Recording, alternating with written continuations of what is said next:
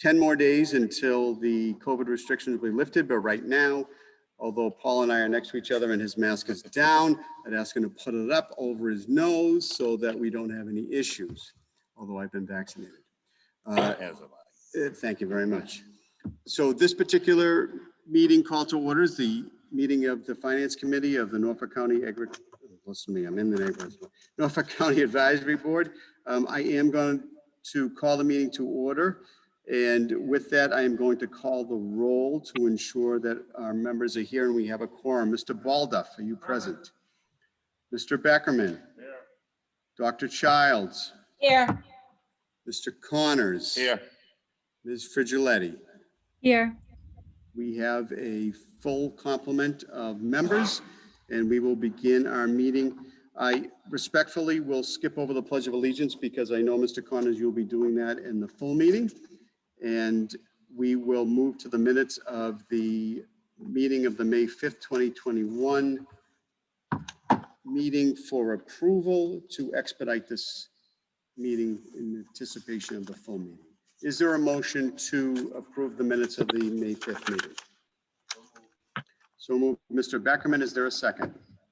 Second. Second, Mr. Connors. I'll call the roll again as we are operating through Zoom and in person. Mr. Balduff? Aye. Mr. Beckerman? Aye. Dr. Childs? Aye. Mr. Connors? Aye. And Ms. Frigiletti? Aye. Thank you very much. Moving now on to the budget for FY22. This vote would be to recommend the budget as presented and worked on by the Finance Committee and the commissioners to the commissioners to approve. Are there any questions with regard to the FY22 budget?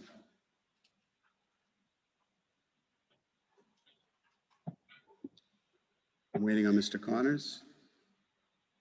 Okay.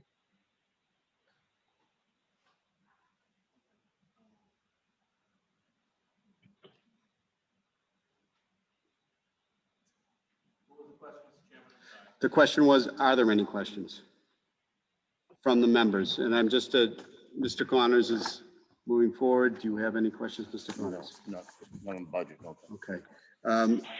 We have Misters Balduff and Beckerman present. Dr. Childs and Ms. Frigiletti, do you have any questions with regard to the FY22 budget as presented? I do not.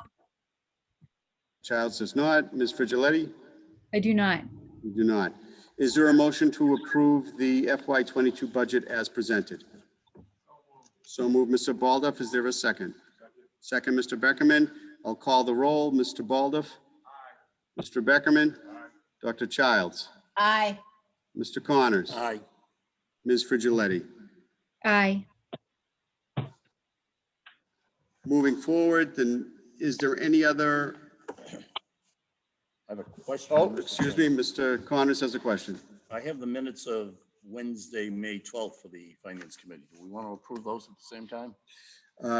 Are those prepared? And I would ask if the county administration has them in hand at this particular That's where I point. got them from. Three, Mr. Chair. I believe Phil got a little ahead of us and was able to get those as well. Okay, have the members had an opportunity.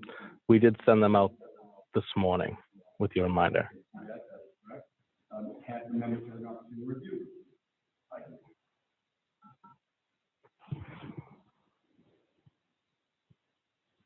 Any questions with regard to meeting minutes of May 12th? No question. It was an email sent from the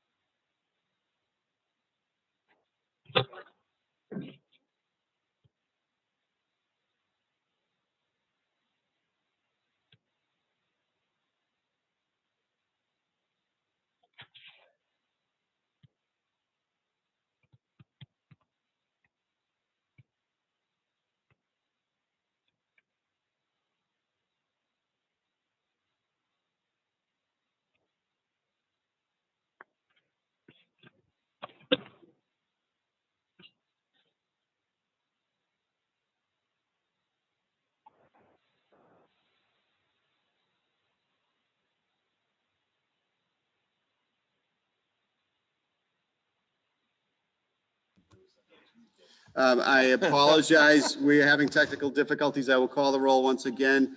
There is a motion on the floor that has been seconded to table the minutes of the May 12 meeting until the next meeting of the Finance Committee, which will be held a week from today.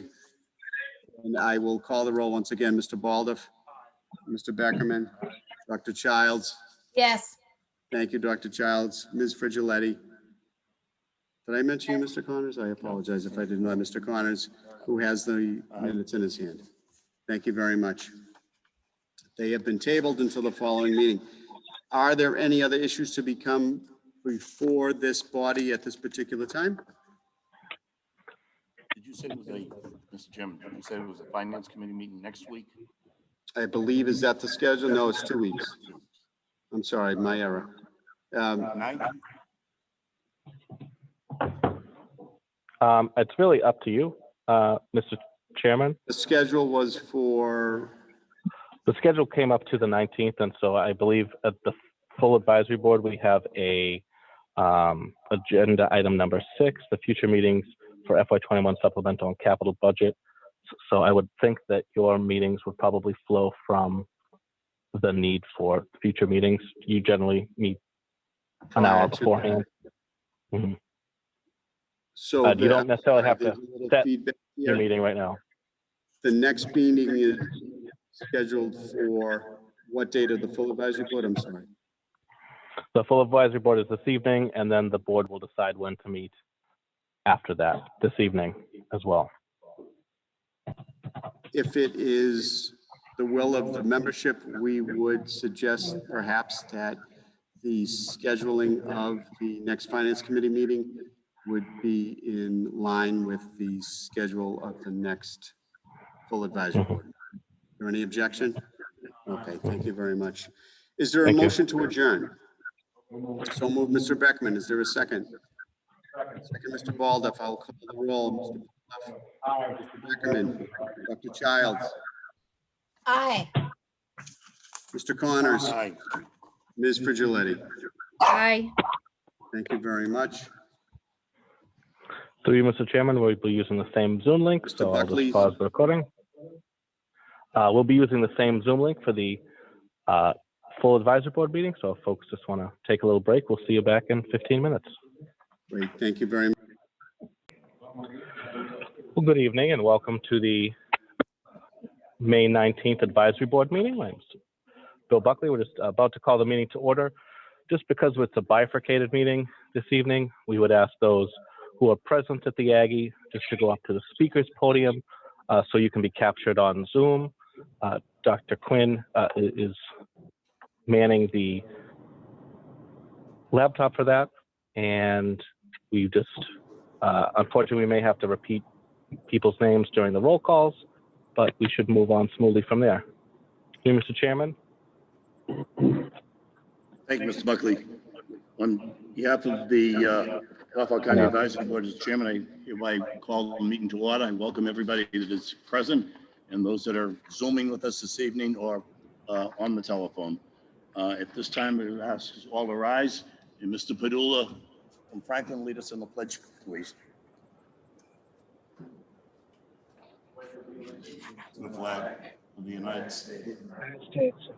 Republic, which is seen one nation, under God, indivisible, with liberty. I would ask you all to remain standing for a moment of silence on behalf of former Commissioner Franny O'Brien, who has passed away since our last meeting. I wish everybody was here for it, but it's a tribute to Franny. Just a moment of silence, please.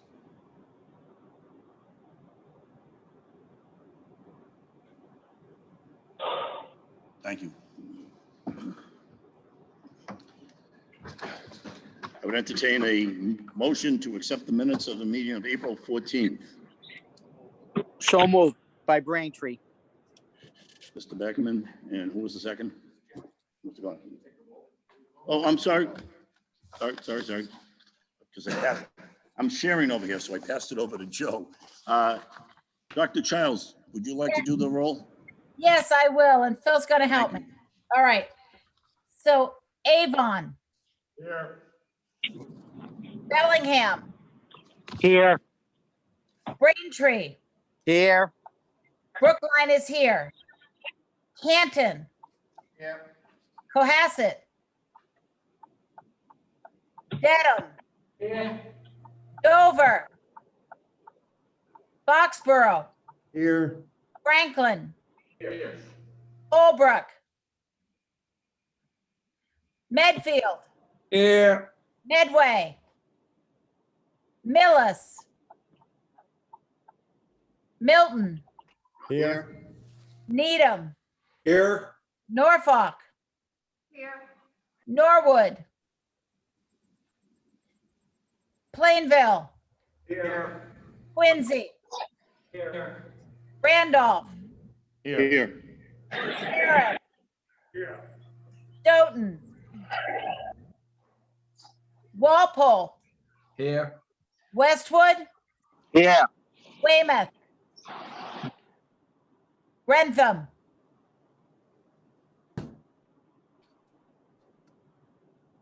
Bill, did you get all that? I have 80.16. Thank you, Mr. Chairman. We have a quorum. Thank you, Dr. Charles. Now I will entertain a motion for accepting the minutes of April 14th. So moved by Braintree. Motion made and seconded. Mr. Polito. Yes, on the last one, I made a comment that when the commissioners meet with the director send out meetings, go off to all the advisory boards that go on, and when they do meet every week, get the link to go on and go on the website and find it. Just on the meeting, they have, the meeting will be posted, just send it all members, want to go on, they go on. You said that last. Right, Mr. Buckner? Yes. Did you add that to me? So I said that last. Okay. Just send it out. So let me- Yep. All in favor of the motion? Aye. Opposed? Minutes are accepted. Mr. Chairman, point of order. Mr. Ryan. Mr. Ryan. It was very hard hearing Mr. Polito speak if you're on the WebEx. Just wanted to let you know that. Thank you. All right, thank you. He'll go up to the microphone next time. If there is a next time. There will be, okay. You know that.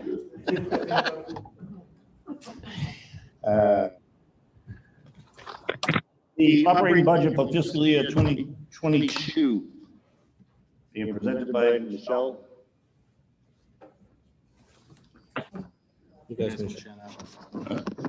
Yeah, I'm in. Oh, sorry. Let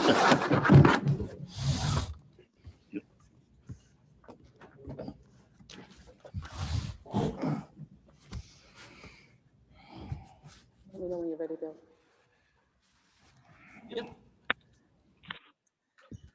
Good evening, everyone. I would like to begin by thanking the collective efforts between the Commissioners, Finance Committee, Advisory Board.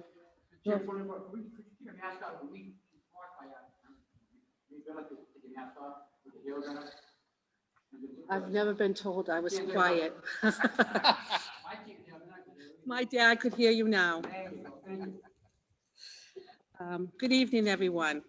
I would like to begin by thanking the collective efforts between the Commissioners, Finance Committee, Advisory Board, Norfolk County Department Heads, and staff in the Administration Office for their support and assistance throughout the budget process. Revenue projections in this year's budget were informed by the Abrahams Group 3 and 5-year revenue trend lookbacks.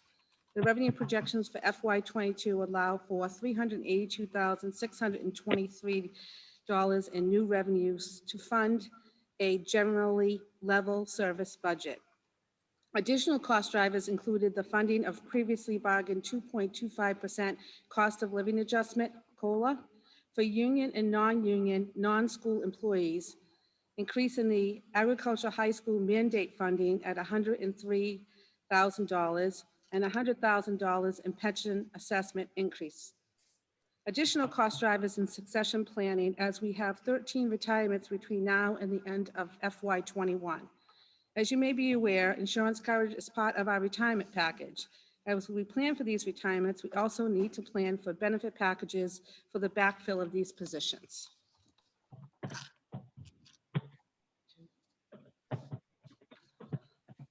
During the last year, we have worked tirelessly to put the county back on the path towards sustainability by pointing to current year recording fees and deeds excise collections, which is what we are trying to assess here. We know the current year collections in those two areas are up, and we worked with the Abrahams Group to make sure our revenue projections going into fiscal year 22 were based on real trends. The online fee revenues remains substantially down with no explanation. The registry has 4.5 million, but if we focus on sustainability, that 4.5 million is one-time only money. There are no revenues to fund this. We need recurring revenues to fund the operational budget. The new positions the register is requesting at 45,000 each, but that doesn't include pension costs, health insurance costs, or direct obligation costs. The health insurance family plan is 25,000 alone. The registry cannot afford this under the current excise. By looking at the budget, you may not be aware, but there are currently 4 vacant positions at the Registry of Deeds. Perhaps we think about filling the vacant positions before adding additional pending positions. In accessing the county's projected FY22 revenues, you will note that increase in registry online fee revenue projections to 100% of the anticipated revenues. While the fees are, in fact, county revenues, online fees have traditionally been split 50-50 between the county and the registry. The online fee revenues collected by the registry have dropped by 50%, totaling 300,000 of prior year trends in each of the last 2 years, with no explanation from the Registry of Deeds over the last year and a half that I'm aware of. The FY22 budget proposes the use of all online fee revenues to fund increase in mandate funding and operational costs, including the $91,591.50 mandate funding increased for the Registry of Deeds.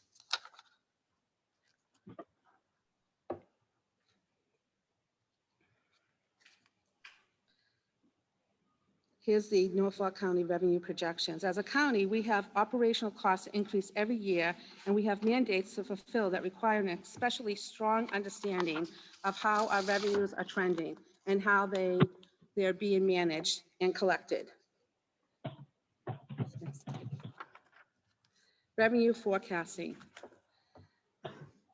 We have capital planning models needed to ensure availability of unexpended revenues for capital improvement projects in the future. Continue to work with the Abrahams Group to determine sustainable revenue projections, incorporating all available revenue streams in budget process, identify additional efficiencies in restructuring in the budget. In FY21, the unexpected balance appropriation increased to 500,000, which was applied this year as well. We separated out the capital spending from the operating budget in FY22, but we still struggled with the variance. Paying for additional positions would not be sustainable at the funding, at this funding, as the funding cannot be provided by the county. The money we would need to come out of the one-time revenues line. This funding would not be non-reoccurring, so there is no annual funding stream that we would have to fund these positions based on real numbers and real anticipated expenditures. We have funded a reserve for the permanent salary in the engineering department to refill a much-needed position in that department. We rely on the deeds excise account to fund the remaining of the indirect cost. There are no recurring revenues. The 40% of the 1.7 million basically covers the indirects only. We need to incorporate a succession plan in place. We currently have 13 retirements between now and the end of the fiscal year. We are proud of where we have come in a challenging budget year. We are basing a lot of our revenues on being informed by actual trends that have been determined throughout the work of the Abrahams Group. We need reoccurring operational revenues in both county mandate and in deeds excise to fund additional proposals.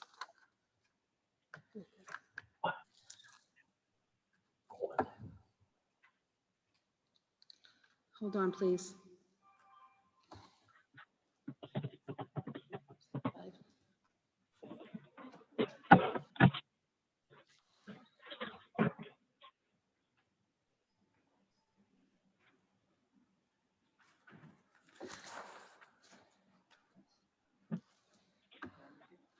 Slide 5, you good? Sorry about that, everyone. So we removed capital projects from the operating budget. At the FY22 Advisory Board public hearing, a request was made to remove the remaining capital items. Projects were removed from the FY21 operating budget. By removing the capital projects from the operating budget, we were able to restore $58,400 into the operating budget. Through discussions with the departments, we restored prior budget reductions and increased line items where necessary.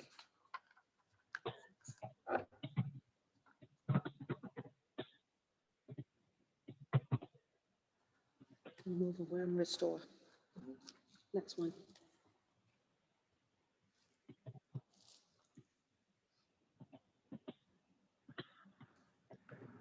Nope.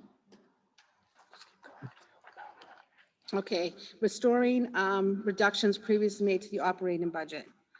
The reinstated funds in areas like group insurance, building and grounds, liability insurance, and legal fees speak to the needs voiced by department heads, which we wish to fund outright, and in many cases had to cut in the previous budget interaction.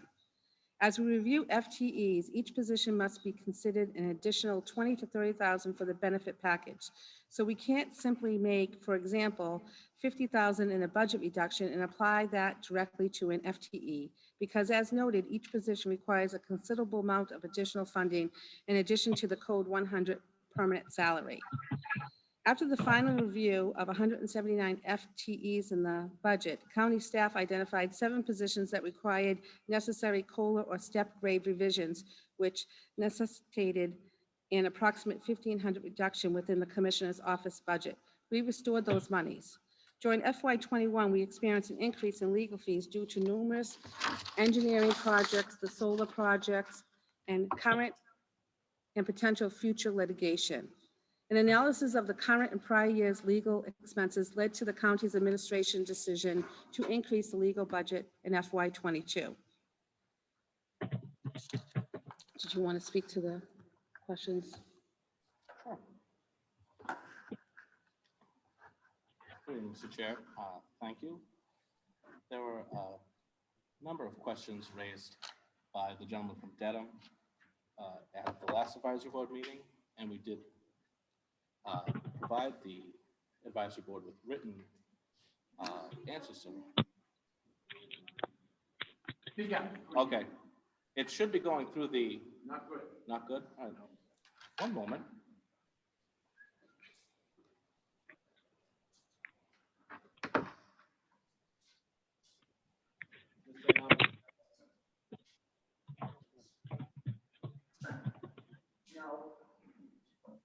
How about now? Yes. Aha. It helps when you unmute your phone. Through you, Mr. Chair. At the last meeting, the gentleman from Dedham did raise a number of questions via email, and the county staff did respond to them and provide those to the advisory board as a whole. We just wanted to bring up some key questions that were raised we thought would be beneficial to the body. One was, what were the non-union COLAs in the last 3 years? All county side employees, whether union or non, received a 2.25 COLA in FY22, a 2% COLA in FY21, and a 2.75 COLA in FY19. All school side employees, whether union or non, received a 2.25 COLA in FY19, a 2.25 COLA in FY20, and a 3.25 COLA in FY21. Next, we were asked, why are we cutting an engineering position that was funded in the FY21 budget? We are not, as we discussed at length during the last budget public hearing. The proposed commissioner's budget contains the 4 positions which have been present in years past: department head, senior project manager, and senior survey crew chief. An assistant county surveyor and survey crew chief were proposed by the department head in FY22. The budget has not been filled in some time. While the search for a new department head is underway, and we just had an announcement of that department head being filled this afternoon, a salary reserve is being proposed by the engineering department so that the staff allocations can be made accordingly after the department head position is filled. And finally, we got a question about discussion changes in the maintenance department. We have asked the Abrahams Group to report on current staffing levels. The cut to the $87,000 position was done at the request of the department head. That was an evening supervisor position. Two $42,000 positions plus benefits would have come out to more than $87,000, and the commissioners approved one position with the assent of the department head. And we're now moving on to the supplemental update of Infinite Vision software.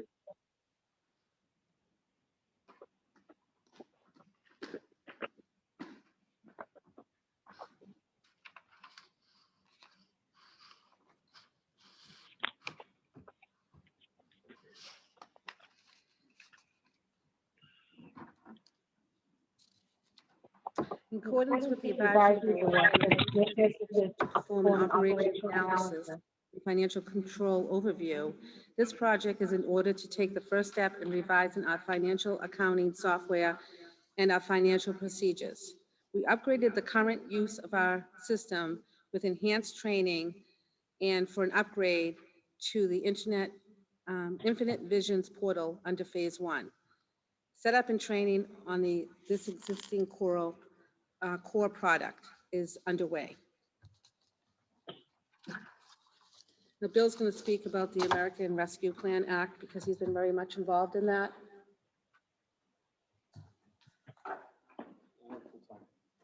No, they asked for No, I got it here.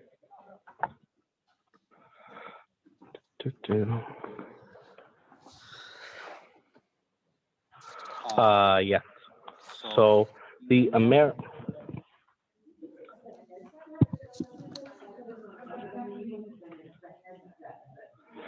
right. Yes. I was talking?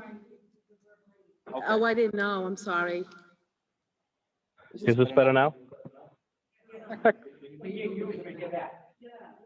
Yeah. Once is enough. All right. I will.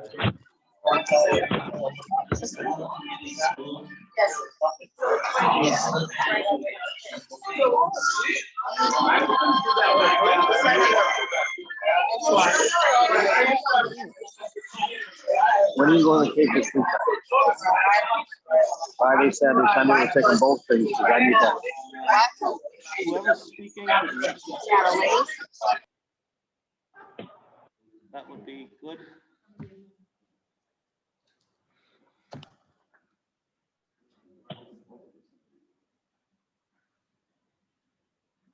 All right. Okay. Thank you.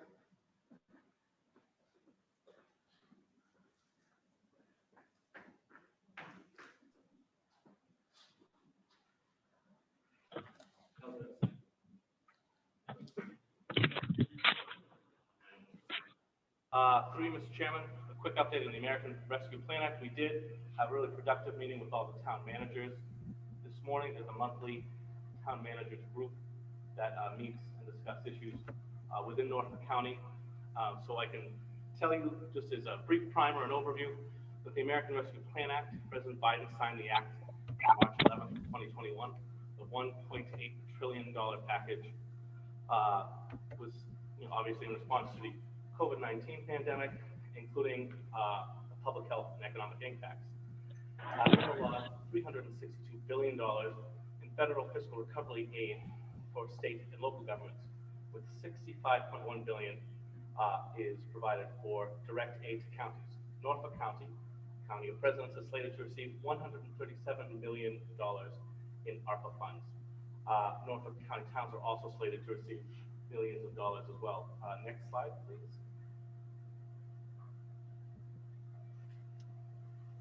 I'm sorry. I'll just keep going. So we, on May the 11th, the Treasury has made available those funds. Thank you, Michelle. Okay, there are 4 general categories these funds can be used for. One, lost revenue replacement, very important. When we talk about lost revenue replacement, we talk about the bottom line of lost revenue replacement. This municipality, a county, state, or a metropolitan region, there's those 4 groups of entities governmentally that are receiving money.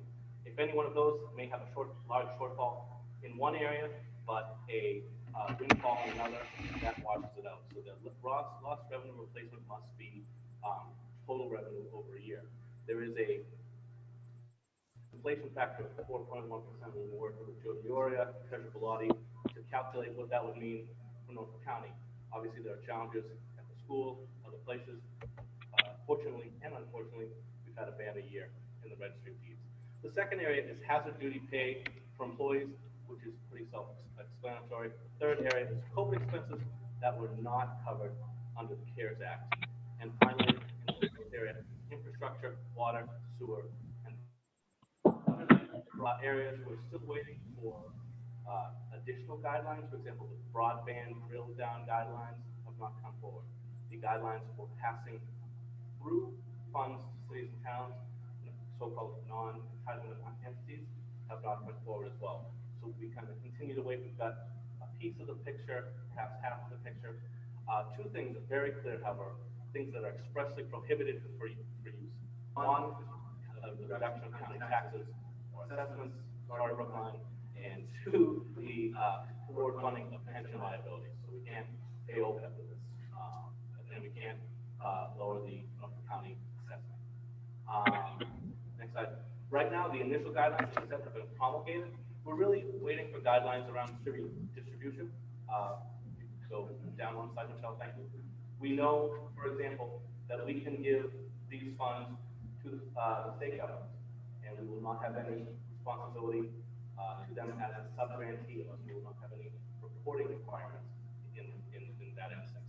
However, if we were to say use a portion or a whole of these funds to give to our cities and towns, each of those cities and towns would become a sub-grantee of the county of Norfolk with a very significant amount of federal reporting required for that. So we're kind of really awaiting guidance around the distribution of funds to non-entitlement entities, our towns.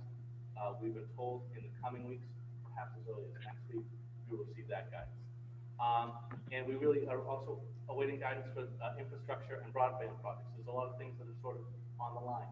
Wi-Fi in this facility, for example, does that count as a broadband product? We're still kind of waiting, and we're dialoguing with the Treasury.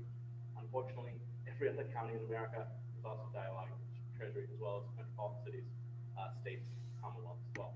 Next slide, please. And this is Michelle's final slide. So that's my update on the American Rescue Plan Act. The commissioners just today spoke about we are going to send a letter to your constituent communities, and again, we heard from your town manager today. I believe to quote Chairman Commissioner Collins of their desire to provide for the preponderance of that money to go to cities and towns. We just right now we're beginning to look at our capital needs to see if anything falls under stormwater, to see if broadband could be used for Wi-Fi and other things of that nature. So we're trying to get a handle on what needs could be addressed at the county. We're just quite timely with these funds, but we're pretty confident that the overall facility will make it back. Our cities and towns, we're just working together with them and our partners in the state to figure out the how. And it's obviously my town, millions of dollars, most of the town comes here, millions of dollars, something.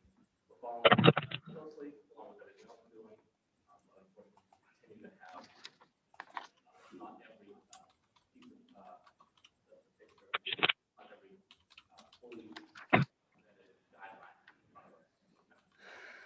So, I hope to make a report at the next county advisory board meeting, and I know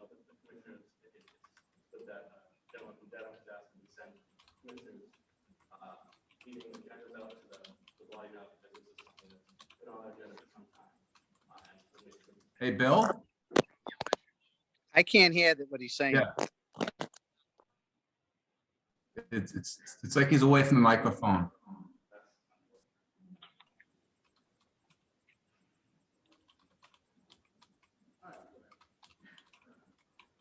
The recording secretary can't hear a thing.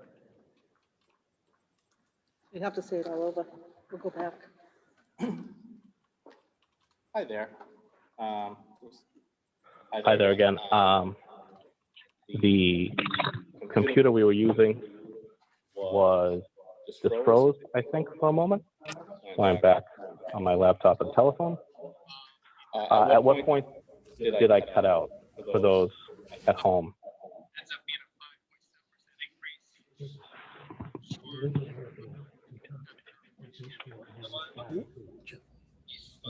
Could you speak up? I'm sorry.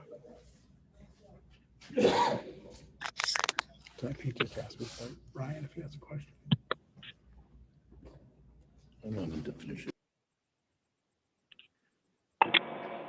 Phil, where did that cut out? I couldn't hear anything at all. At the very beginning, when you started talking about ARPA, you were very, very, very muted. And then you cut out totally.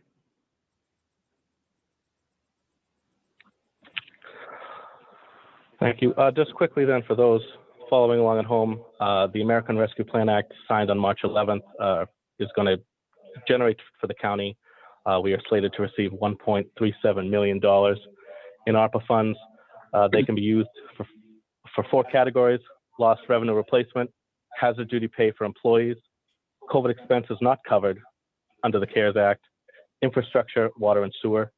We unfortunately cannot use them for 2 areas that are expressly prohibited: reduction of county taxes or assessments, and the forward funding of pension liabilities. Right now, initial guidelines have been promulgated. We are awaiting guidelines around distribution of funds to non-entitled communities, our towns, and we await guidelines for infrastructure and broadband projects. I can also say that we had a very productive meeting with the Norfolk County Managers Association, which we meet with as county staff monthly.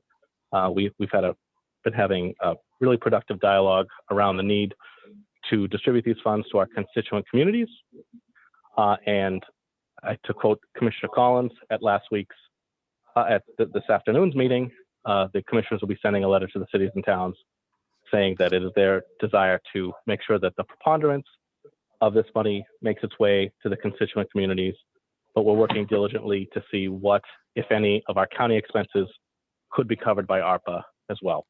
So we hope to have another update, a more full picture of the update at our next advisory board meeting.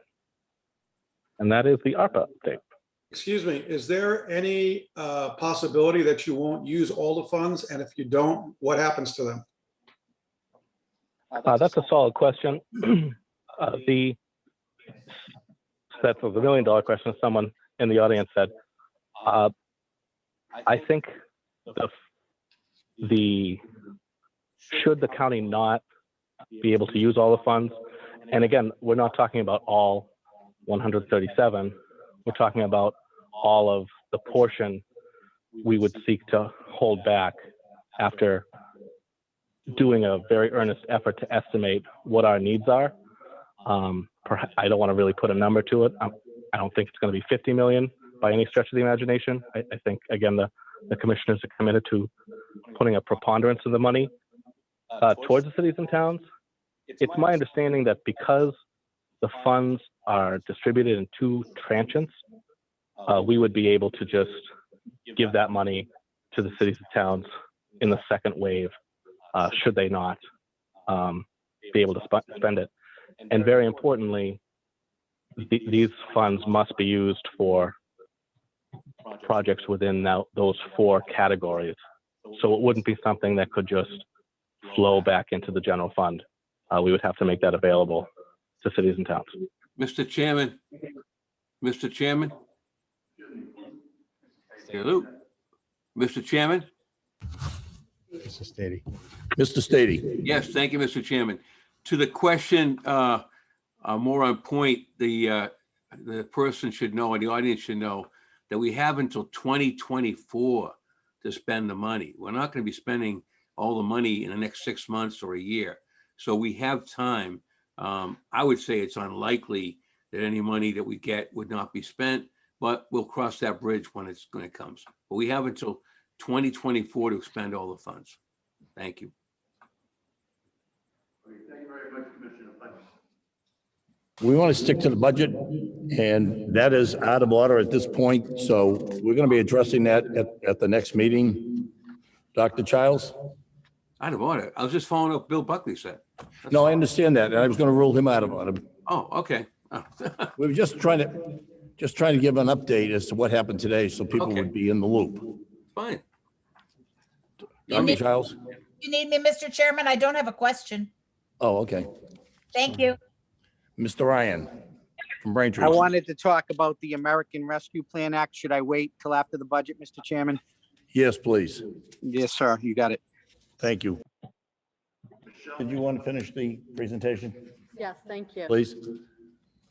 Going forward from here, we would like to continue our work with the Abraham's Group to create written financial policies and best practices implementation, which will help to guide our efforts, i.e. with the unexpended balance, capital planning, reserves, etc. We will continue working with state and legislative leaders around county relief and modernization efforts. Continue working with the Aggie to address funding challenges. Await additional guidelines from the Department of Treasury for the American Rescue Plan Act funds slated to come to Norfolk County. Thank you for your time this evening.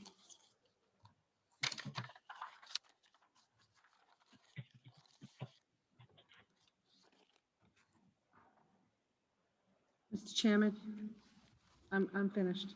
Thank you, Michelle. Okay. Does anybody have any questions at this point? If you do have a question, please identify yourself.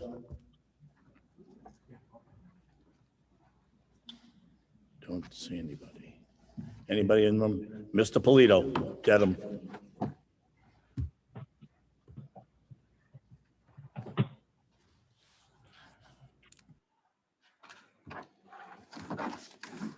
Thank you, Mr. Chairman.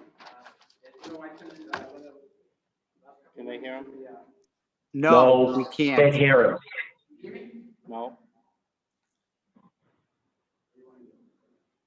Can you move the mic up towards your mouth and try speaking? It's not on? Here, do you want to sit here? Sure, come sit here. Move all my.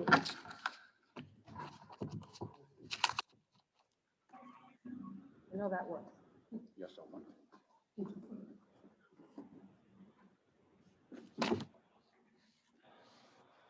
John Polito from Dedham. Can you hear me now? Yes, we can. I sent a letter to Commissioner Shea and Chair Collins to get some questions I had at the last budget meeting. Some of the questions were answered to my satisfactory. Couple I'd like to go over. I have some issues with some of them. The maintenance department, you talked about earlier, you know, you had $87,000. You cut it out, you can hire 2 people within that money. One would have benefits. So the other issue is the other one, if it gets $42,000, it'd be a benefit issue. But first, you didn't renew somebody from the treasurer's office, so that benefit's available. So I don't see why we can't fund. As you know, COVID, we need more buildings. I know you said the income was down at the revenue was down. A lot of that is back charged. You know, the maintenance people, we pay them this year, we get the money the following year. So we get that. So the reason why the income is down because we have less staff cleaning the building. It's not because they didn't pay rent. But I can't see why we can't fund the other position. I know the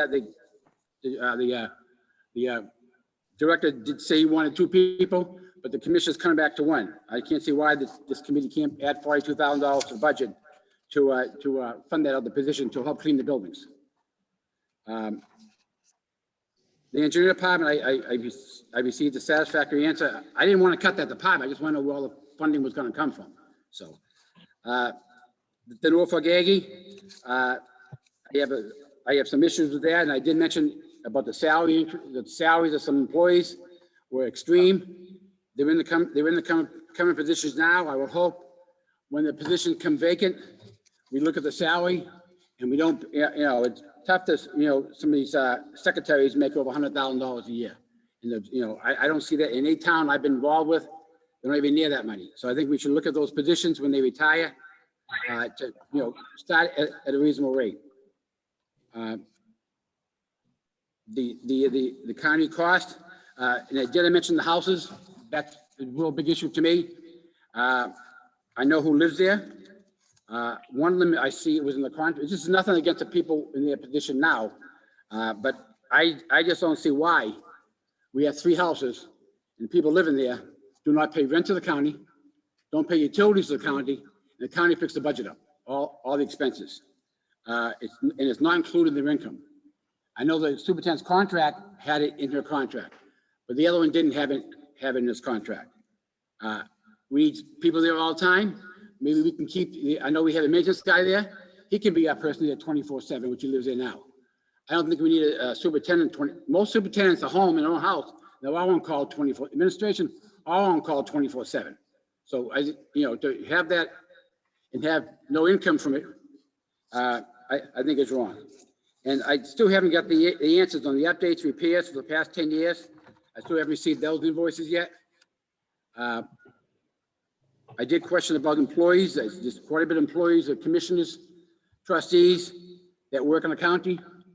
I hope when they talk about their budgets, they stay clear of the family members within that budget. That I don't know. I don't follow the minutes, but when 2 trustees have family work in the school system, they shouldn't be involved in discussion, in negotiations, in regards to budget. The big thing, of question is the registry of deeds. Mr. O'Donnell can do his own fight, but you take 100% of fees, which is okay. I'm not fighting that issue. But the process used is a little problem to me. You said you want to be open, minded about all things.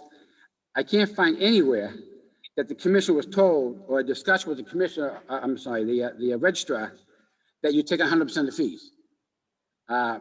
I'd like to know where that happened, where the minutes are, because I talked to both sides of the issue, and I asked people at the registry, were you part of the discussion to take all your fees away?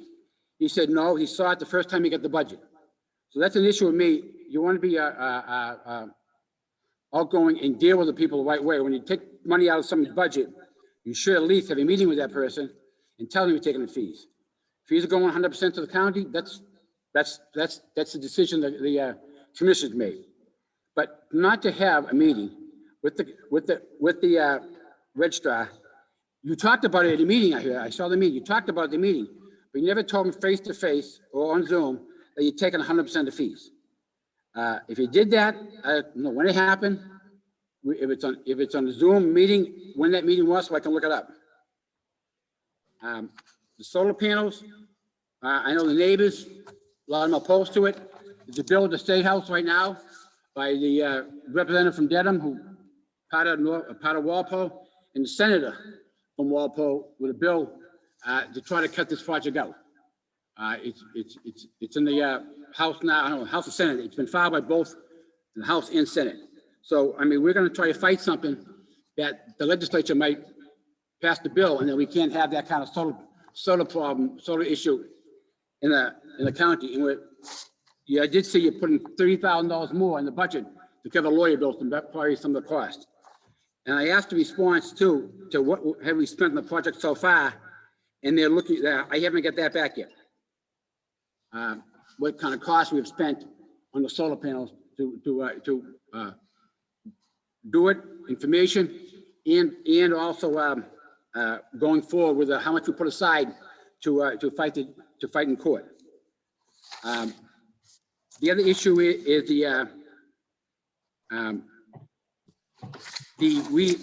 according to the sheet we see, we had $1.3 million actuals this year over expected revenue, according to the sheet here, 1.3, if I read it right.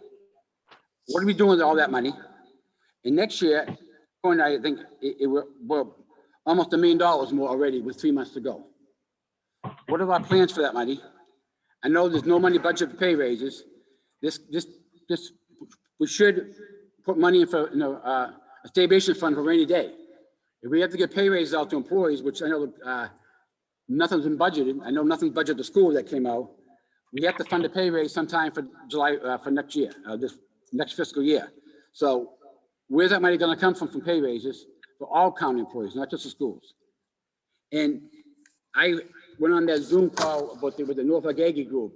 They have a lot of concerns what's going on in this building, a lot of concerns. I don't know, I've got a lot of calls from the people, one of the girls was from Dedham. She lives right over the corner from me. They made a lot of allegations. True or not, I have no idea. But the allegations that, there's some mishandling funds. There's the Aggie Foundation that's been moving money around. That I don't know about that. The allegations to that. There's also issues with the, they talk about hiring new staff for in the special ed department, psychologists. I think it talked about. You have answered those questions to the people. Not to my satisfaction, you haven't. Well, all right, but do you have a couple more questions? One more Yeah, question? I'm the last one now. All right. I'm the last one now. But the principal made a good, strong comment last week about hiring that person. And the trustees said, okay, thank you, and they went to something else. So it's an issue with a lot of people. And it wasn't budgeted. The budget has to come back to us. Are they looking at hiring more staff? I've been 16 years in school committee, so I'm very know how school committee budgets work, and know how employees work. I've been probably the most years of me personally here on school committees, in town and regional. So I think I know you had no money, but I think if the school needs money the right way, spent the right way, I think the county should put the money up because they're our future. Okay, we don't need all these other people out there. The school kids in Aggie is a prime example of what Norfolk is about. And we should make sure the school is funded properly, the proper way, and you need certain employees or certain things that were cut out last year. I think we should bring them back and find the money to fund these positions. Thank you. Thank you, Mr. Polito. Can my questions be answered too that I asked? I think they're gonna get back to you with the answers. Well, the one about the 100% on the registry fees, we gonna get back to you on that one? Can you recognize me? Mr. Reardon. Thank you, Chair, and through Finance you to my call. I'm sorry, I'm gonna, this COVID thing's killing me. Thank you, Chair, and through you to the members. To Mr. Polito's question, that explanation will be presented during the Finance Committee presentation. The Finance Committee presentation will answer your question. Tonight. It's on the agenda. Yep. Mr. Fitzpatrick?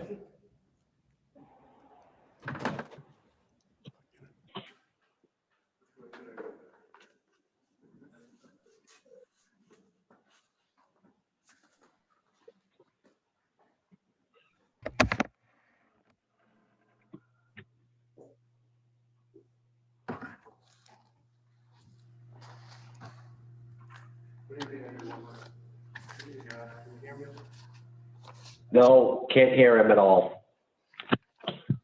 Rick, do you want to sit here?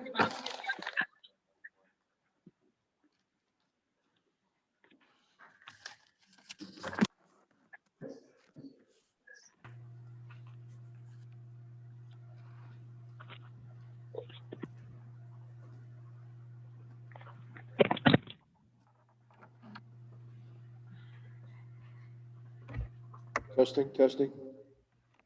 Good.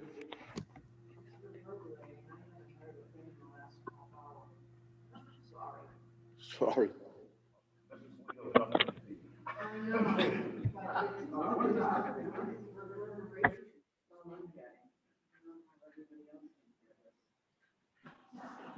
Well, we'll try the best we can, I guess. Can hear you loud and clear. Good.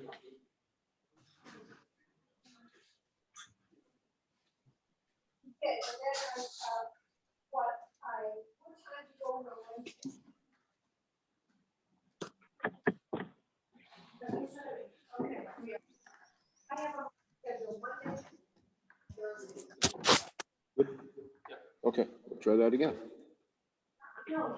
All right. I'm here tonight just to give you a quick overview of the FY22 budget that the school has presented. And I do appreciate Mr. Polito's comments, and I'd be more than happy to weigh in on some of those answers. The first slide that I have tonight kind of gets to the real guts of school funding. And I think there's a lot of, let me just say that I don't think we've educated folks enough about just how schools in the Commonwealth are funded. It's a very complex formula. Some of it doesn't even take place at the school in terms of what the impact of it is, but I just kind of thought I'd go through this real quickly. So the Chapter 70 budget, Chapter 70 formula, as established by the state, essentially takes the enrollment here at the school and it multiplies that enrollment by a certain per pupil allocation. And that per pupil allocation, again, is a complex formula that is again designed by the state that then takes that allocation and creates what they call the foundation budget. Now, the foundation budget is really that exact thing, foundation. So it really kind of establishes what the costs of the school per pupil are based on its expenditures. So for instance, if we take the current per pupil allocation, according to that formula, currently of $18,539 per student, times the October 1 of 2020's enrollment of 284 students, we end up with a foundation budget of 5.65257. That then feeds into the formula to get to what the local required contribution is. That would be, for us, all of the sending towns in the county are required to contribute that sum of money amongst them based on their wealth and equalized value. So for us, when we get to that required contribution, we're at $4 million. So that then feeds into how we then generate the actual Chapter 78. And again, that's based on the formula. So just in comparative, if you were to take the $4 million, and you'll see in the school's budget that currently the county is committing roughly $4.3 million. So that would indicate that the school right now currently is getting funding in excess of that formula, which I would say to you happens in all cities and towns in terms of what they're contributing.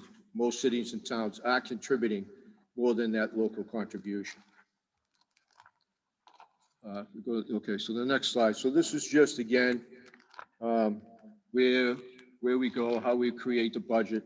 Obviously, a lot of work is being done behind the scene, getting requests from department heads, meeting with admin team, formulating revenues to fit into those expenditures that we currently are describing.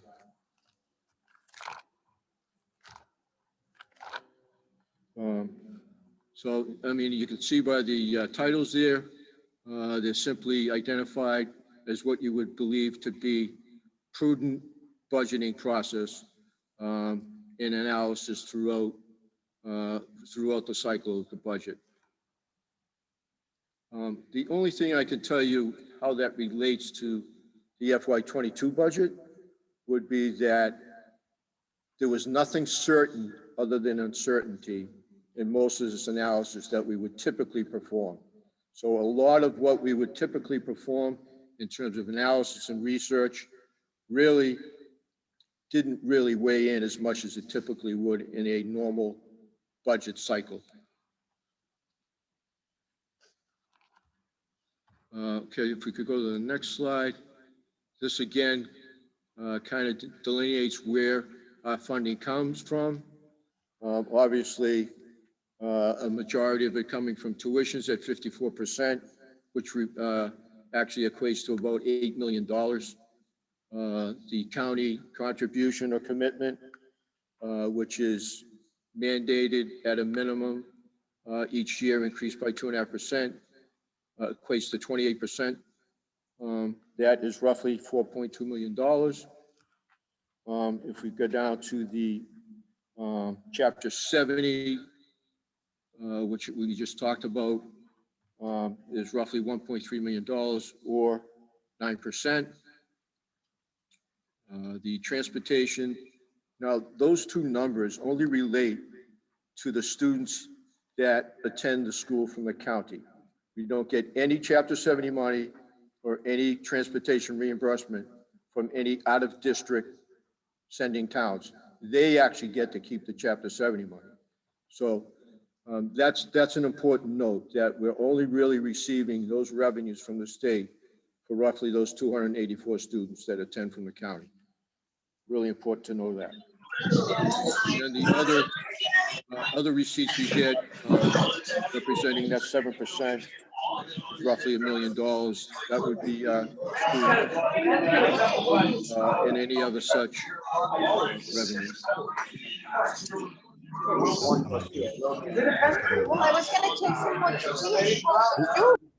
Could somebody Can you mute, please mute? please? We can hear you. Okay. Thank you. I will say that in the FY22 budget, the revenues that, again, because of uncertainty, were extremely taken on a conservative approach. We really don't know, or it's getting clearer as the days go forward here, what school is going to look like in FY22. In FY21, we didn't realize a lot of the revenues that we typically would. We're hoping that this year, those revenues will be back in line. But again, took a serious conservative approach to the revenues. Okay, and again, this slide just kind of depicts the actual expense drivers. Some of them more upfront than others. I would say that the student learning options are really taken first and foremost, obviously. The others that we categorize here always have concern for us, particularly when it comes to special ed and those students that come from the more disadvantaged and socially challenged sections. I don't think there's anything else in there other than I would just like to speak quickly on technology. We have beefed our technology up a little bit this year, as we have in the prior years, as we see the continued use of technology and needs, particularly under the hybrid and remote models we've been dealing with. And, we see that those technology needs will continue even if we're in the classroom 100%. If we go to the next slide, this just kind of lays out the budget in terms of where the costs align. Obviously, salaries being a big portion of that. And again, contractual commitments, just typically those allocations take the strategy that we need to take. I will say that in FY22, we're now, in FY21, we're in the third year of our bus contract. That contract is out to bid.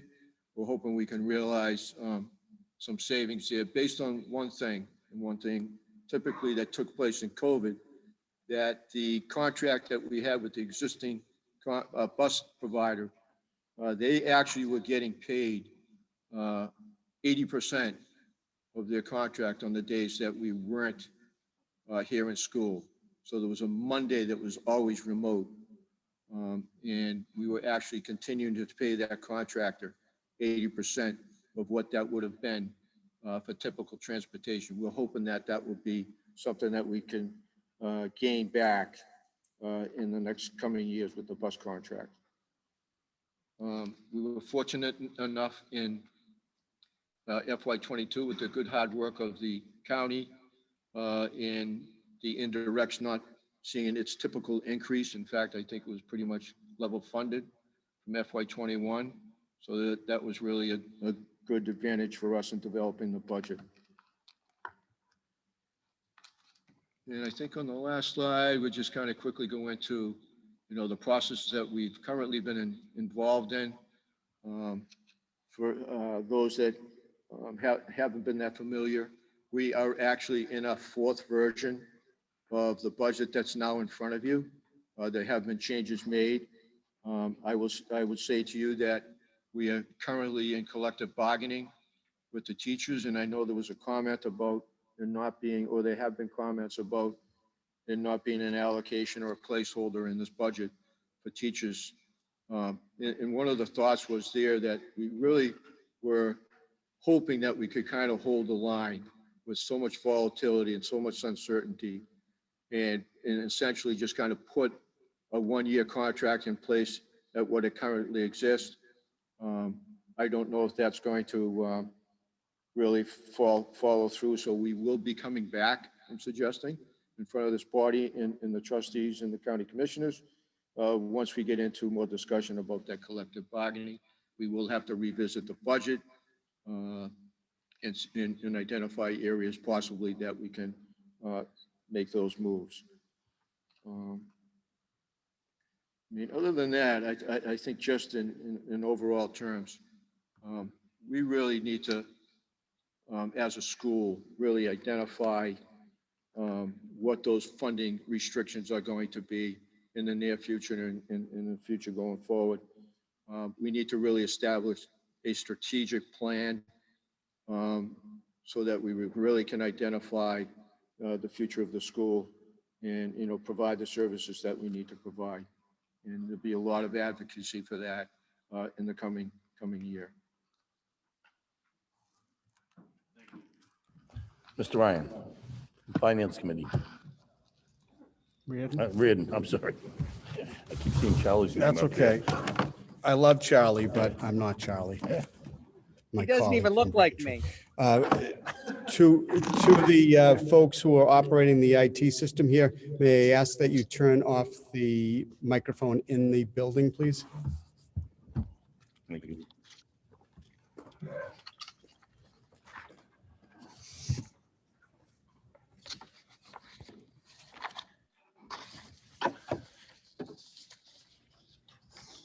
Okay, and we're sharing screens. Come on. Okay, please bear with me.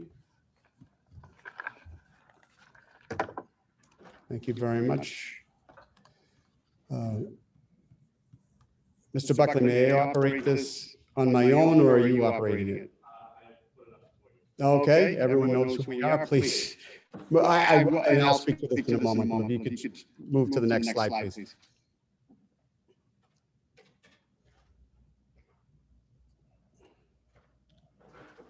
Thank you. Beginning last year, the Finance Committee decided that there were changes that needed to be made.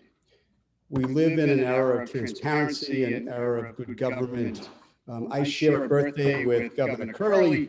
Governor Curley, in his day, rued the good government people. But today is a different time, and we need to be aware of that and have good government in anything we do. To that end, the Finance Committee committed to you, our colleagues, at our meeting last June, that we would continue to follow upon the changes that were made last year and the foundation that was laid. Number one, we increased our meeting frequency. Since September of 2020, the Finance Committee has met 12 times. We have, during the periods between those meetings, communicated in accordance with the open meeting law, of course, disseminating information, providing information that would help us to understand the county finances in a better way. we adopted a new budget presentation process this year where the commissioners and the finance committee met jointly. The idea behind that, of course, was to not have duplication of efforts. Our department heads and our team at the county worked very hard. It was the idea that we would be able to hear the same information at the same time, and I would argue that it was very successful. It was a long day for the finance committee. It's a long day for the commissioners and the team, because we, in most cases, there was an adjournment of the commissioners meeting to open up a combined meeting of both, which would be a mid-afternoon meeting, typically around 2 o'clock. And it did take up a lot of our time. In addition, because of our commitment with the Abrahams Project, which the Finance Committee had recommended to the commissioners that we pursue, not necessarily with the Abrahams Group, but as a concept to have an operational and financial analysis of the county. My colleague, our colleague, Dr. Elizabeth Childs, who is the clerk of the Norfolk County Advisory Board, representing the town of Brookline, has been serving as a member of the working group on the Abrahams Group project, which has been very helpful to the Finance Committee as we continue to move forward and try and make sure that the county is viable and sustainable moving forward and helping the communities we represent. And we've had all sorts of different information going back and forth, as well as specific meetings with the Abrahams Group for information about the progress of that project. Mr. Buckley, the next slide, please.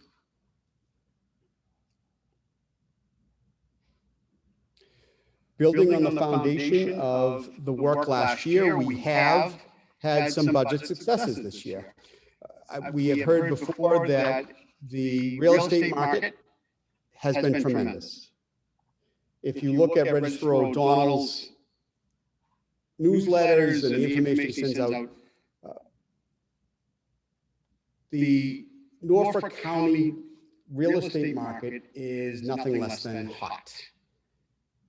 The average home price is something, and I forget this, it is on his newsletter, it's over $1 million, the average price.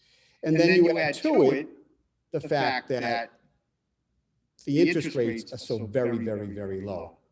I myself am someone who has contributed to the fees at the registry because of my mortgage refinancing. And many, many other people have as well. So to the credit of the registry, they've done the work. They have processed it, they've done it through the COVID situation. They have performed admirably in making sure that the funds that needed to be collected were.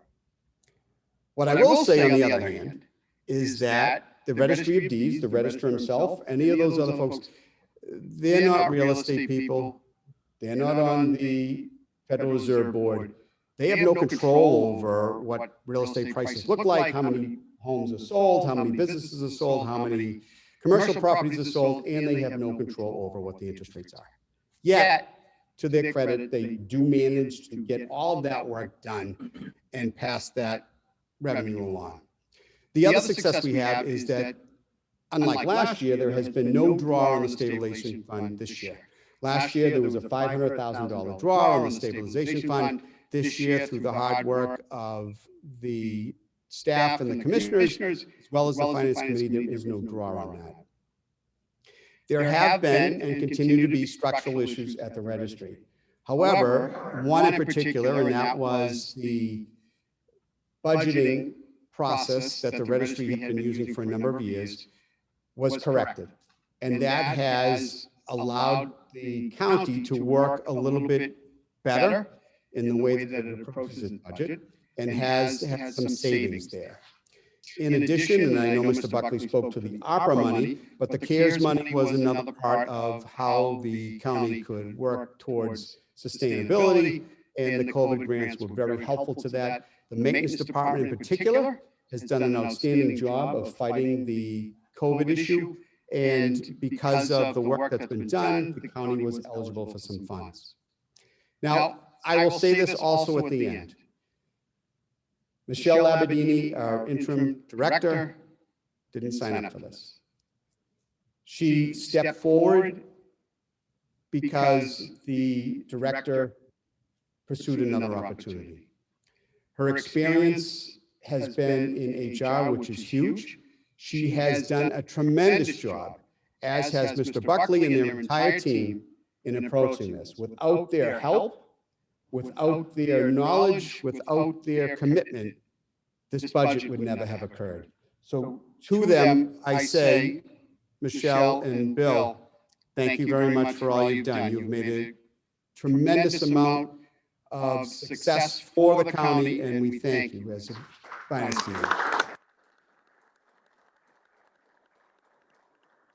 And the last part of our successes is something that the Abrahams Group suggested. It is something that has been on the back of the minds, I know, of many members, including my colleague, Mr. Beckerman, on the Finance Committee. And that is looking at capital planning as opposed to operational spending. And moving forward, the Norfolk County Commissioners have agreed and suggested that we move toward a divergent process where capital spending is on one side, operational spending is on the other. I remember during one of our meetings, Dr. Childs, you in particular spoke to this about, I think it was a snow blower from the maintenance department. And where should that be? Should that be operational? Should it be capital? It's a pretty big snow blower, I imagine, so it would probably be capital. But that type of thinking is necessary for the county to be able to move forward. At the same time as our successes, we continue to fight budget issues. Number one is the shortfall at the Aggie. I know that Dr. Quinn and Mr. Fitzpatrick have been working diligently to overcome the issues that the Aggie has faced. In his presentation a few moments ago, he spoke to a lot of that. The Finance Committee is aware of that, looking at that, and want to work with the commissioners and the Aggie to make sure that we can address that in a way that's going to benefit the students, it's going to benefit the county, and be able to move forward. Because frankly, and I mentioned this to our colleague, Mr. Little, the chair of the trustees of the Aggie earlier, Mr. Connors was with me. The Aggie is a jewel. It is a jewel of this county, and we want to be able to maintain that, and not only maintain it, but to allow it to grow and to be vibrant and be a part of the fabric of our community. Last year, we had over $800,000 in budget cuts across all departments. This year, we limited that to $484,000. Is that a good thing? No. Is it the prudent thing? Absolutely. It resulted in one reduction in force, and that reduction in force was in the maintenance department. This is something that John McGowan, the superintendent of maintenance, agreed to based upon his invitation to speak to the combined meeting of the commissioners and the finance committee. And it was something that, having been agreed to, has been put into play. Currently, the idea behind it was to have two positions out of one roving supervisor position. It has now been limited, or I should say, taken from that to two positions. One is a senior maintenance person and one would be an entry-level person. The entry-level person funding is not there this year. The hope is that it will be, and Mr. McGowan is aware of that. So that's that one reduction in force that opened up one position and may open up another, so may actually be an additional member of the team, although the funding will be less than it was previously. Now, this particular piece is important.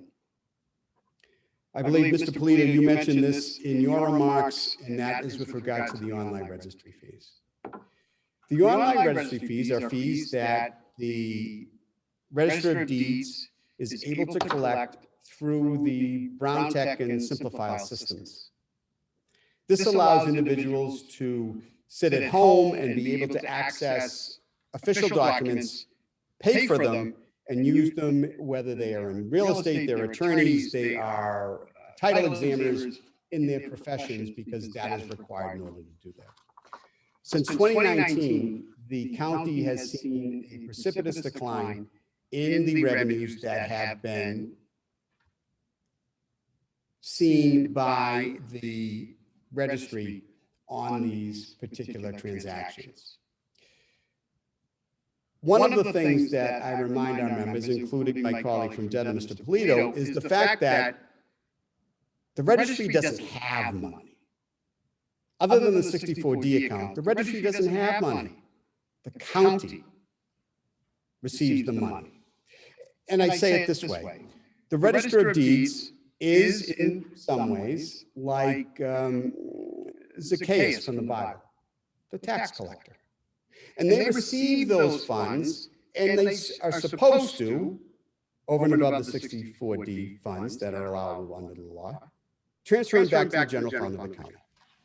Now, there is a technology piece to that that is allowed under the law. There is a 64D part that is allowed under the law.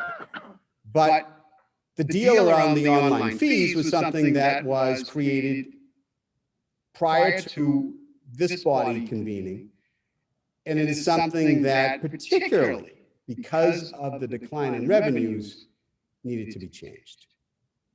So in the meetings that I was present for, that discussion was had, the registry was present, and 100% of the fees, rather than the 50% split, was taken. Now, speaking for myself personally, as the representative from the town of Milton, this is not something that represents this body as a whole, nor does it represent the Finance Committee as a whole. I believe that members of the advisory board, and respectfully, I suggest the commissioners, look hard at how the registry operates with their funds and how much of those funds are turned over appropriately to the general fund. Last year, we spoke to the comparisons about one county versus another. How much money are they taking in? How much money are we taking in? How many employees do we have? Are they necessary? We discussed that. I will tell you that the county of Plymouth County, has over $1 million in online registry fees. According to the information submitted yesterday at request, the request was originally made at the last Finance Committee meeting when Registrar O'Donnell was present, and we asked Registrar O'Donnell to explain why there has been such a decline in the online fees. He has been unable to do so since 2019. We asked him to submit documents, which he did after my reminder, to the Finance Committee so that we could see it. He submitted a letter to the Finance Committee through myself as chair, and he submitted 7 other documents, several of which were I can't even talk. Superfluous in that they spoke about excise deeds, revenues, and that's not what we were talking about. So to Mr. Polito's point, the online registry fees are an issue. We're addressing those issues. We're going to keep an eye on those issues and see why there are so many concerns around the revenues from that particular item. One would think during COVID that would increase. My own attorney, who I jokingly said, "Oh, you got to drive to Dedham after this to file?" He's like, "No, the registry's been closed." I said, "Really? But they've all been working." He said, "Well, maybe they were working, but the public can't get in." I said, "Oh." He said, "Anyways, I've been simplifying for a number of years now. I haven't been to Dedham in years." So we have to take a look at all that, because the sustenance of the county is our primary goal. It's our fiduciary responsibility to represent our communities, to ensure that the money's being spent well, that the proper revenues are being retained, and that we can move the county forward. So that is another item that we will be able to hopefully keep an eye on as we move forward. Mr. Buckley, if you could please. the Abraham's Group project, and I call it that only because they are the principals in the project at this point. It began as a recommendation from the Finance Committee to the commissioners who had previously asked the state auditor to intervene, but for some reason, Auditor Bump felt that it was not appropriate for her to take a look at the county finances. So the Finance Committee, having heard that, said, hey, we should probably do something. So we recommended an operational and financial audit and analysis. The commissioners, to their credit, took that and went out to bid and hired the Abraham's Group. The Abraham's Group has been, in my opinion, and I will defer to my colleague, Dr. Childs, in this, not only a wise decision in working with them, but also has been a fruitful one. We have, at this point, had periodic updates that has given us, even now, some ideas about how we could move forward. However, they will be issuing a final report, and that final report is going to hopefully guide the commissioners in how the county moves from here forward. Fiscal responsibility is of the utmost importance. Service to our member communities is of the utmost importance.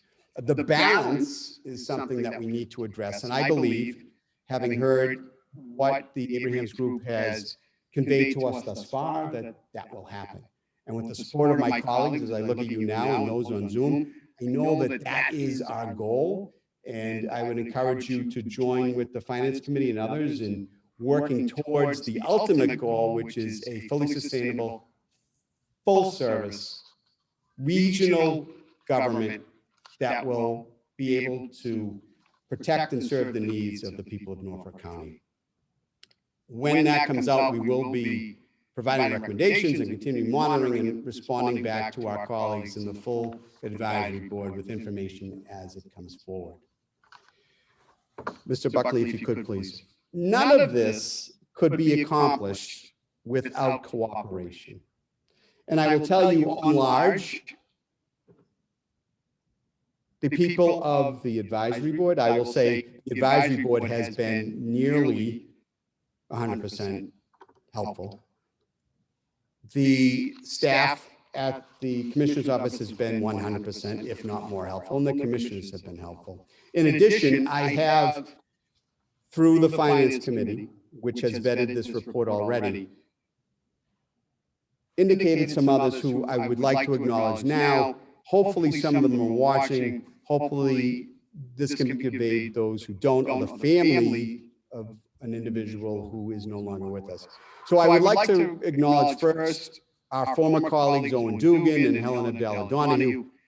As members of the Finance Committee, they provided great insight and they brought their experience to the table. For that, we're grateful. To County Commissioners Collins and Stady and Chair Shea, the work that you have done has been tremendous. Does the advisory board, does the Finance Committee always agree with you? No. Are we going to? No, it's not our job to agree with you. It's our job to serve as a point of reference, as a check, if you will, representing the fiduciary responsibility we bring here as representatives of our communities. However, your work has been tremendous and it's appreciated. To the late former Commissioner Fran O'Brien, who during the past year prior to his leave from the Commissioner's office and his death was a tremendous advocate for the needs of the county.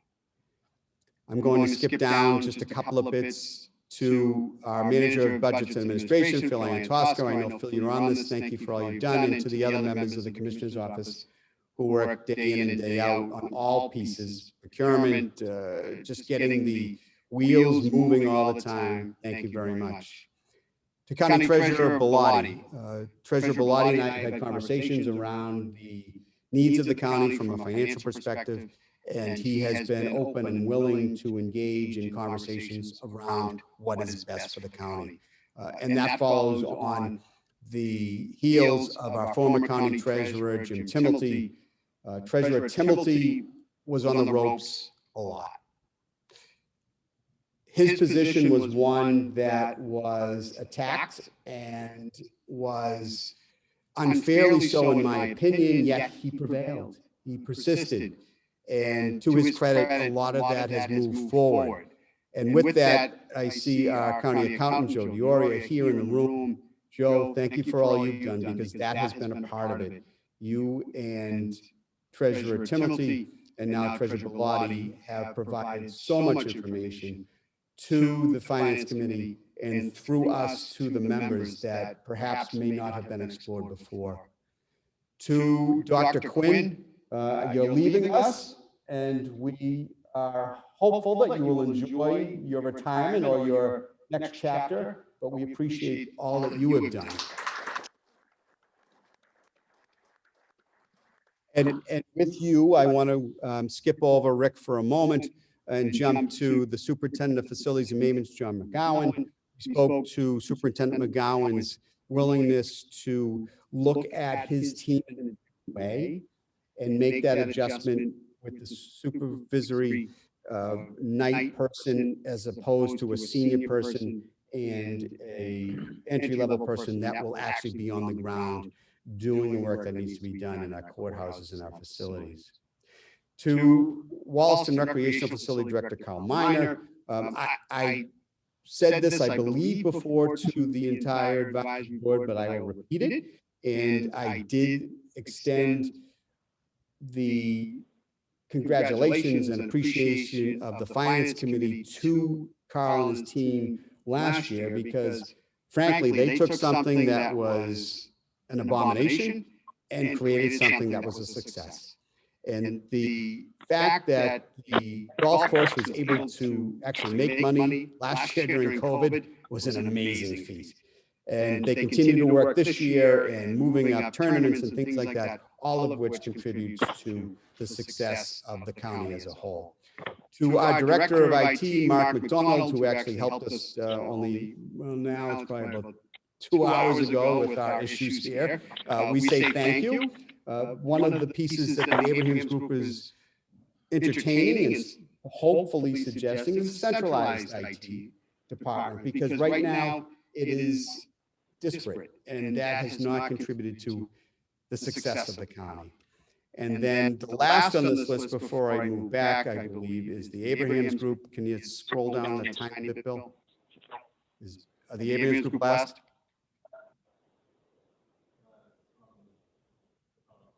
But they're the last on that particular page. I can't see it, it's cut off. So I'm moving backwards. Let me move back to Rick Fitzpatrick. There is no question that the shortfall at the Aggie, the issues of the Aggie have been a financial burden on the county. But the Aggie being the jewel that it is, the commitment of Dr. Quinn and her team, but in particular, Rick Fitzpatrick as business manager has been tremendous.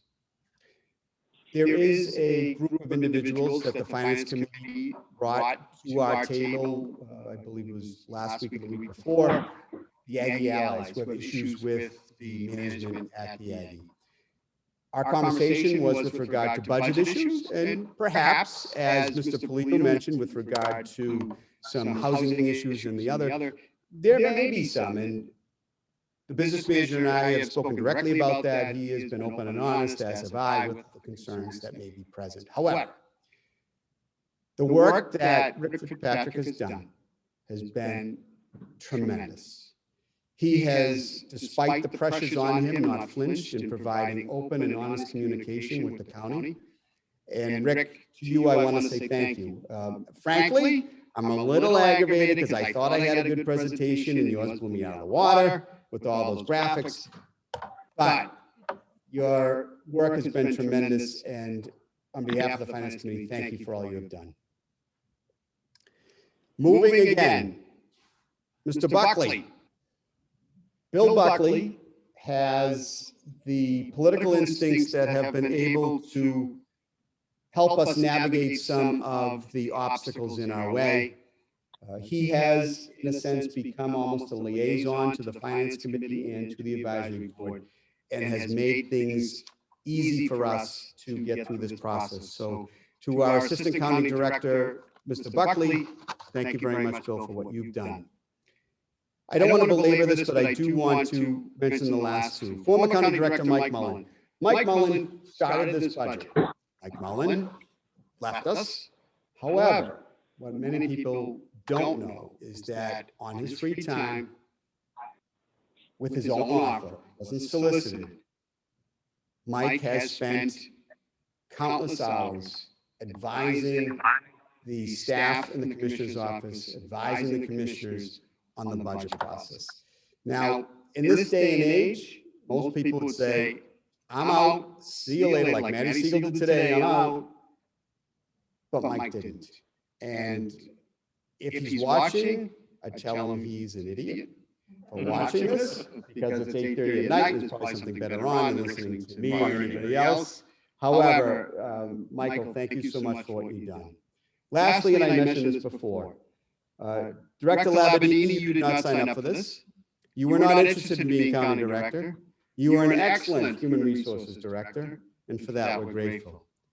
However, the work that you have done has been amazing. You didn't train for this. You didn't go to director school. Yet this budget has been something that you have devoted nights and weekends to. You have risen to meet the challenge in front of you. And on behalf of my colleagues in the Finance Committee, and dare I say through Mr. Connors, on behalf of the members of the advisory board, we can't thank you enough for all you've done to step up. Thank you. With that, through you, Mr. Chair, I would entertain any questions about the report of the Finance Committee. There is a summary at the end. This particular report was vetted through the Finance Committee individually. Each member has assented to it and believes that it is in fact a fair representation of the work that we have done this year. Thank you very much, Mr. Red. Before we take any questions with respect to the budget, would you like to make the recommendation of the Finance Committee available to let the people know what the vote of the Finance Committee was? Thank you, Mr. Chair. And We'll act on that recommendation. thank you very much. And through you to the members, having heard no questions, we would advise that at, was supposed to be 6, it ended up being later because of IT issues. The Finance Committee met and unanimously, need some more water, unanimously voted to approve the budget as presented. Thank you very much. Is there anybody on Zoom with a question right now? See, no. Nobody? Okay, anybody here? Question. Mr. Polito. Didn't you ever get my online issue fees in the Yankee? Take the money, that's not my issue. The process you was the issue. How do you take fees without talking to the that was my issue. Okay. I didn't see any open correspondence. That's what I'm hearing. Okay? No open dialogue. Okay. Took the fees and moved on, which is my fight. Okay. Kind of need the money, take the money, but you know, you want to be transparent, it wasn't transparent. That's all I'm trying to say. Okay, so your opinion that the process was not transparent is duly noted. Absolutely. Thank you very much. Money going to the county, I'm not fighting that. You talk about being transparent, it wasn't. In your opinion. In my opinion. Thank you very much. You're talking to both people, I mean, the Richard D, he was never notified, the members weren't notified, they were taking the money. That's all. Discussion was had, but no, they take all 100% of the money. And may I, Mr. Chair, just in deference, if Registrar O'Donnell or his team wanted to speak to this, they could right now. I don't know that you're carrying their water. If you're not, then your opinion is duly noted, and if they wish to speak to it, we're happy to talk at any time. Mr. Chairman. Mr. Chairman? Mr. O'Donnell, Mr. Chair, go ahead. Mr. O'Donnell. You know, I was at the Finance Committee meeting. We cannot hear you, Mr. O'Donnell. Can't hear you, Mr. O'Donnell. Can you hear me now? No. Hmm. I can hear you. Give us a minute. Hello? Bill, I can hear you on Zoom. Yeah, no, well, that's fine. To the Zoom people, I was at the Finance Committee meeting at 6 o'clock. I was summoned to be there by the chair. The motion was made and seconded, so I didn't intend to speak. But to Mr. Polito's point, he's not doing anyone's bidding. As far as online revenues, the process, I had a hearing and the Finance Committee was there and the commissioners were there on February 24th. There was never any question about taking the money. When the budget on March 20th came out, there was a March 20th budget that came out that weekend. That's when I saw it. That's the first time that anyone said you were taking it. There were subsequent conversations after March 20th. I think what Mr. Polito's saying is that up until that budget coming out, no one had spoken to the registry about taking the online revenues. Enough said. But to the Zoom people, that's what I wanted to say. And if there's technological issues with the other people, so be it. But thank you. Yes, the question. Thank you. May I? Mr. Ridden. Registrar O'Donnell, since you brought that up, could you share with us the technological issues? Sorry, this water's gone. Technological issues you speak of so that we can hopefully understand why the fees are down? No, I was speaking to your allegation that someone on the advisory board was doing the registry's bidding. And I was just pointing out, I think, what the facts are was that on February 24th, there was a budget hearing and a lot of questions were asked. And I think the point was that, if you're going to take the revenues, so be it.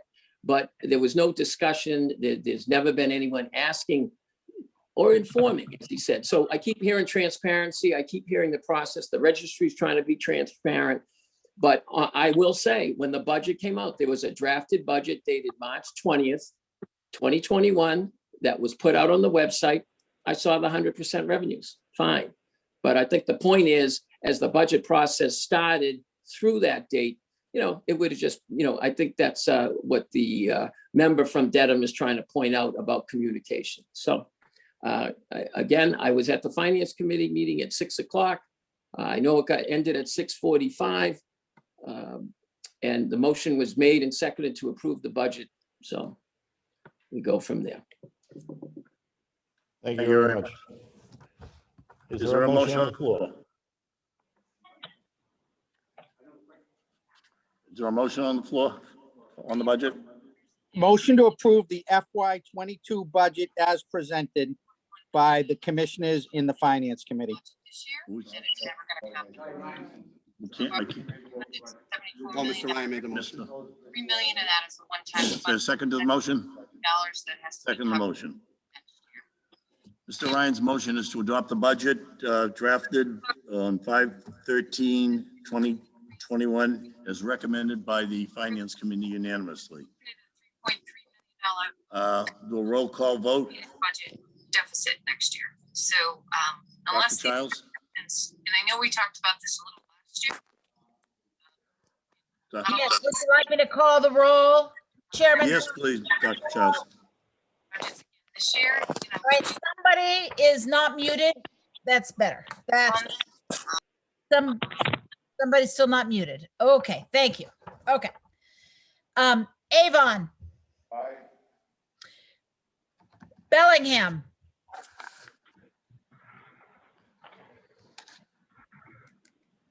Braintree. Did Bellingham respond? Braintree is aye. Okay. What Brookline. about is Bellingham? aye. I'm sorry. Bellingham? Bellingham? Yes. They're yes. Okay, thank you. Brookline is yes. Canton. Yeah. Cohasset. Dedham. No. Foxborough. Franklin. Yeah. Foxborough voted what? I couldn't hear them. Foxborough. No vote from Foxborough. No. There was a no vote. A no vote. Thank you. No, as in there was not a vote. Not a vote. Thank you. Not present. There you go. Thank you. Can't. Still on the phone? No, I don't see him. Okay. All right. I'm sorry, did we get Franklin's vote? Yeah. Okay. Holbrook's not here. Medfield, Yes. Millis,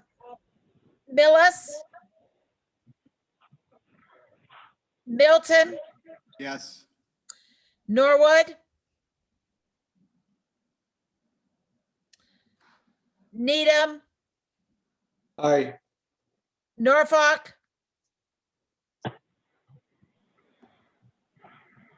Patricia, Norfolk, Norfolk votes yes. okay, Plainville, Yes. Quincy, Yes. Randolph, Yes. Sharon, Stoughton, Walpole, Aye. Westwood, Yes. Weymouth, Grantham.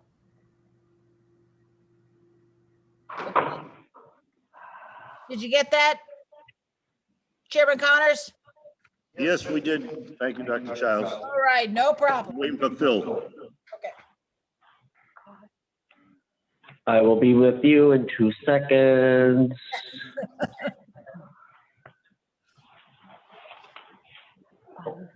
Did I miss Westwood vote? No. What was Westwood? Westwood was yes. Yes. Okay. I have 72.07 yes and 3.50 no, and I have Sharon abstaining at 2.41. Thank you, Phil. Motion Thank you. passes. Motion passes. Thank you very much. I can note that my vote no is because I think the age school is not being funded properly, or budget issue with the issue there. Vote's over. Being funded properly, to do a proper education. And that's noted in the budget. I couldn't hear that. So noted. Thank you. Well, thank everybody for their work on the budget, especially the Finance Committee, Joe Reardon, Al Balco, Eric Beckerman, Amy Fitzgerald, Dr. Childs. Joe Reardon did a fantastic job. We'll never meet them many times again. But there'll be more about that. We have another meeting. Acknowledgements will be made then. We're running much later than I thought we were going to run tonight. Can anybody tell me what the hockey score is? No, don't say anything. Yes, the Bruins are losing 2-1 in the third period with 12 minutes and 15 seconds left. Thank you. Report of the nominating committee. Mr. Phelan, where?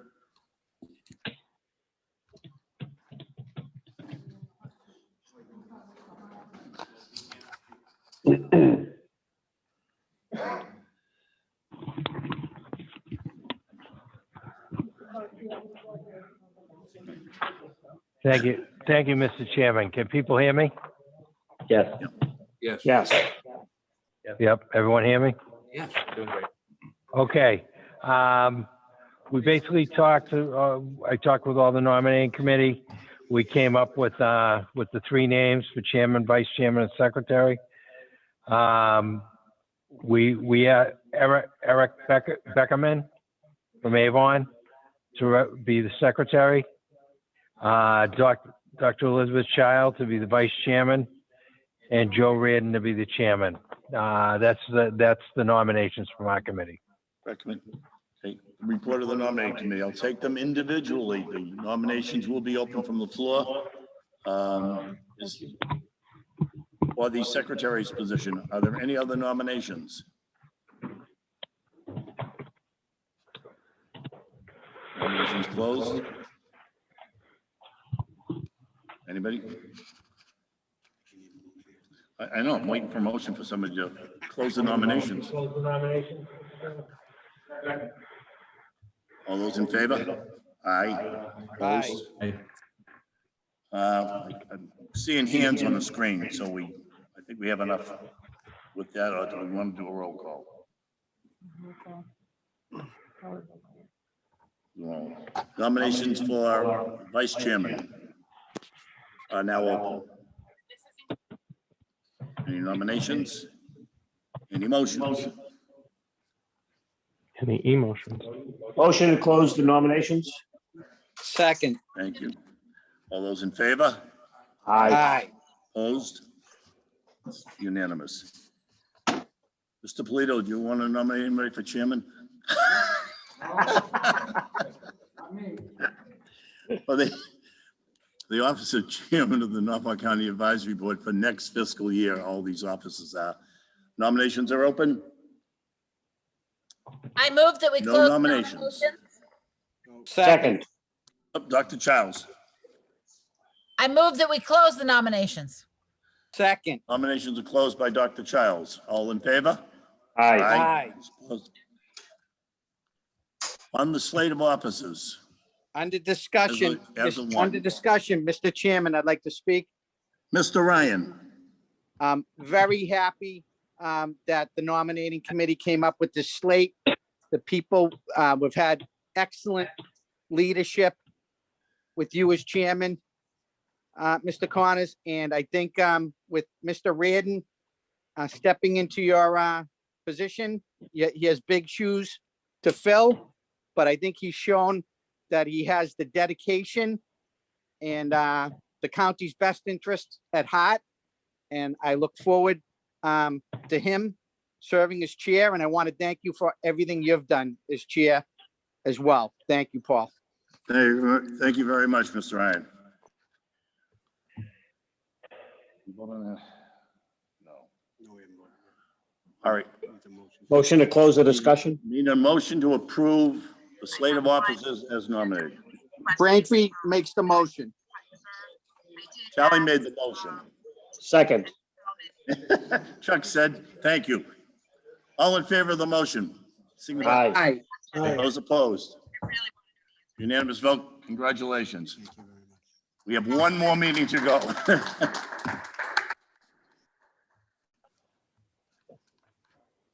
The discussion of future meeting. There will be, right now, there's a tentative date, it's a firm date, it's not tentative right now, for June 10th. There'll be a supplemental budget and the capital improvement projects to be voted on at that meeting. And that will be the last meeting of the advisory board for this fiscal year. It is the anticipation that it will be an outside meeting. We'll have better reception, I hope.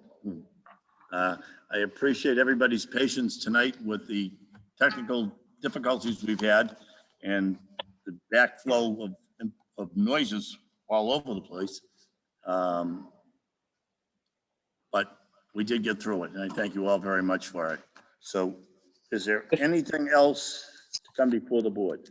Mr. Chairman, could I recommend that we have the June, Mr. Chairman, could I recommend we have the June meeting at the Walston Recreational Facility? Huh? Charlie, I'm sorry. Mr. Chairman, could I recommend that we have the June 10th meeting at the Walston Recreational Facility? Meeting at the Walston Recreation Facility. We'll look into that. Thank you, sir. We'll look into that for that meeting. It might be a good venue to be outside. Al. Okay, motion to adjourn. You, Uh, I know meeting outside, if you don't Zoom available, if you want to come to the meeting, you have to come in person. I just, one question. Mr. Ed. So earlier today, I had a conversation with Michael Dennehy, who is the town administrator in Milton, and we were speaking of tonight's meeting. We wanted to extend to the advisory board two things. Number one, that effective May 29th, the emergency special meeting order allowing for Zoom will be rescinded, and we will have to meet in person. And then the second piece was, and this is a privilege, and I apologize if I'm here, but Mr. Denny also made a commissioner to myself, as well as to the advisory board, that He is appreciative of the work of the county in terms of ARPA money and waits patiently to see how the county handles it and wants to know that he is open to what the county needs and wants to do, and the town of Milton remains ready. So that is a point of privilege, and I appreciate you offering that opportunity. No. Motion to adjourn. Motion to adjourn. Former director used to call over the Van Steve for coming. And his wife was to meet outside. We're gonna have another forum. I'm just looking, people still maybe don't want to go outside. I'm just worried about going outside and not calling to me. That's what you're saying? Will. The Bruins just tied the game. I'll overrule Mr. Polito. Okay. Oh, my God. Oh. Good night, everybody. Been a long day. Good job. Thank you. Okay. Motion to adjourn. Second. All those in favor? Aye. Opposed? So moved. Thank you all very much. Thanks, Paul. Have a good night, everybody.